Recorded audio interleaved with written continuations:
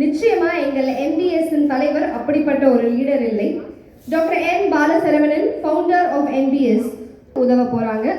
அது மட்டும் இல்லாம அரவிந்த் ஐ ஹாஸ்பிட்டல்ல தொடர்ந்து கேம்ப்ஸ் நடத்திட்டு வந்த இந்த பிரபஞ்சத்திற்கு முதல் நன்றி. பேருக்காக வந்திருக்க நம்ம சிறப்பு விருந்தினர் டாக்டர் ராமசுப்ரமணியம் IPS அவர்களை அன்போடு வரவேற்கிறேன். அவரை பற்றி ஒரு 2 விஷயம் மட்டும் முக்கியமாக நான் சொல்லணும். அது மனசில் இருந்துட்டு இந்த விஷயம் இந்த இடத்துல நான் கன்வே பண்ணுறேன். இன்னொரு விஷயம் ஒரு இடத்துல நான் நோட் பண்ணேன்.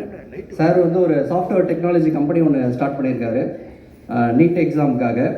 ஸோ அது என்ன பர்பஸ்க்காகன்னு பேசும்போது அவர் வில்லேஜில் ஒர்க் பண்ணிகிட்டு இருக்கப்ப ஒரு கஷ்டப்படுற ஒரு மாணவி வந்து டாக்டருக்கு படிக்கணும் அப்படின்றதுக்காக ஒரு ஸ்பான்சர்ஷிப் விஷயமா வந்திருக்காங்க.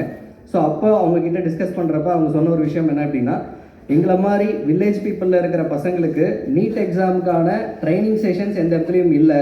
ஸோ அவங்களுக்கு சரியான கோச்சிங் அந்த இடத்துல கிடைக்கல அப்படின்னு வருத்தம் தெரிவித்ததா சார் சொல்லியிருக்காங்க. ஸோ அது 2 இயர்ஸ் பிஃபோர் இந்த மாதிரி ஒரு இன்சிடென்ட் நடந்திருக்கு.